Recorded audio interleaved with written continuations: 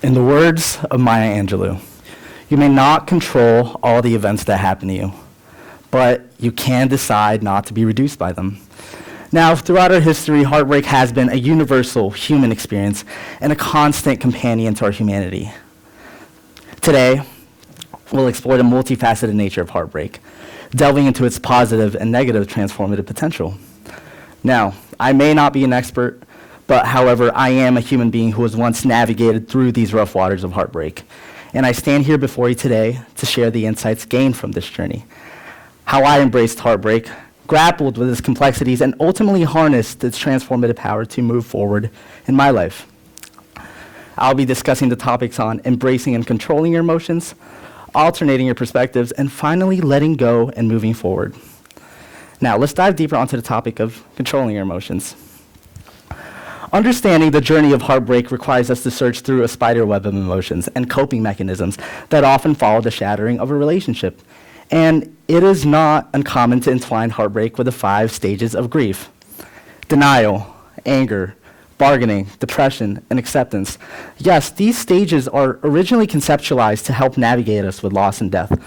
But these stages do hold a striking parallel to the emotional roller coaster of a heartbreak. And as human beings grapple with these intense emotions and overwhelming sense of loss, it is very much easy to slide into coping mechanisms that seem to offer solace but ultimately just hinder the healing itself. Firstly, embracing emotional awareness becomes a very critical tool in the healing process. By truly acknowledging our emotions, we begin to regain a sense of control over them rather than being overwhelmed by so much negative and chaotic feelings. Learning to be fully present in the moment and to accept our feelings without any kind of judgment, and to practice treating ourselves with a bit of kindness day by day could have a profound impact on our emotional well-being. But if there is one thing that should be highlighted, it is the emphasis on grief.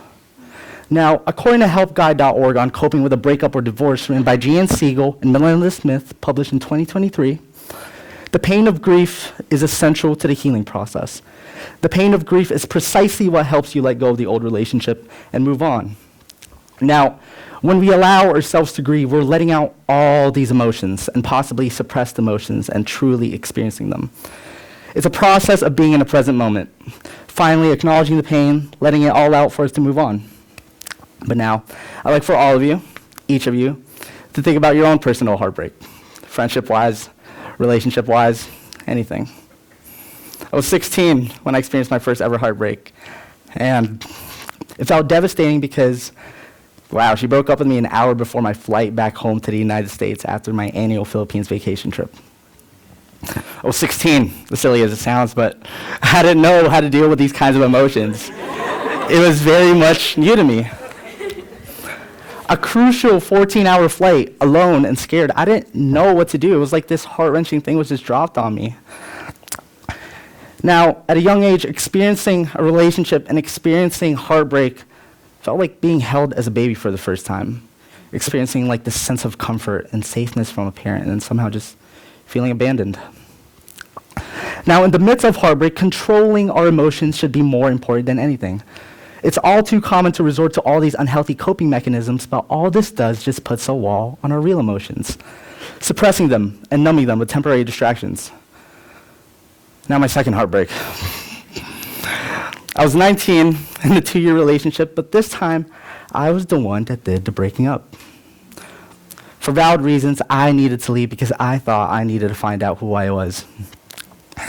Now, the relationship started when I was 17, and all throughout that time, all I ever knew was to be in a relationship. So I chose the ultimate decision to leave, but still, I was hurt. Yeah, I knew it was the right decision, and I knew we both had to go separate ways, but to move on, I was exposed to so many unhealthy coping mechanisms, use of drugs, alcohol, and many others, but to be honest, it just made it even worse.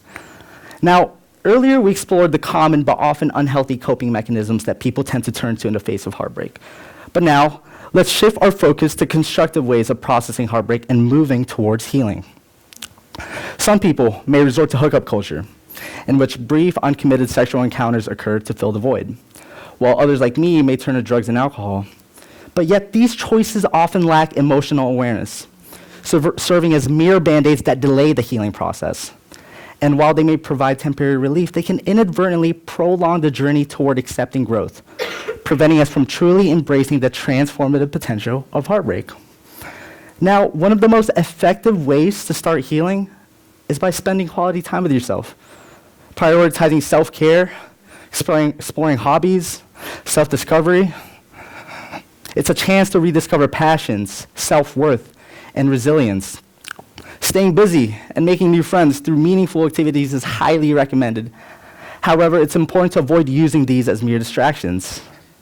Instead, we can engage with the intention of personal growth and healing, gaining fresh perspectives and support from new friends. Now, it's very much important to stay busy, but it's also very much good to be alone. Balancing a busy life with moments of solitude is essential, yes, but after busy days, returning to a quiet home could be a crucial moment in the healing process. And like I said, here is where mindfulness and emotional awareness should very much be acknowledged. According to a CDC report provided by supportiverelationships.org published in 2018, 42% of all suicides are related to relationship problems. Instead of falling back into a void of negative thinking, we can use this time to reflect and process our emotions. Finally, let's talk about deleting negative emotions and attachments from past relationships. All these things that we've explored previously correlating with the healing process and its steps are great, yes, but there are two words that I like to emphasize next: consistency and perseverance. Now, while we've explored various strategies and healthy coping mechanisms, these two words are very much important. It's not enough to acknowledge these steps. Consistency is the key to achieving a healthy mind. Consistency is what results lasting change. And nevertheless, we must remember that the path to healing is no walk in the park. The healing process in itself is an ongoing journey with its ups and downs, where perseverance acts as a guiding light, enabling us to resist these old habits and strive for emotional well-being. Now, having done our part by embracing these healthy habits, we face the often formidable challenge of forgiveness. While forgiving ourselves may be easier, forgiving others could be a very difficult task in the healing process, involving the struggle of letting go of pain and resentment. But it's very, very much crucial to recognize that forgiveness of oneself and of others holds the key to being free from this kind of pain. It's not about condoning or forgetting the pain at all, but about releasing the heavy grip it has on our hearts and minds. Forgiveness in itself is the most ultimate act of self-compassion a human being can do, and the most essential part of the healing journey.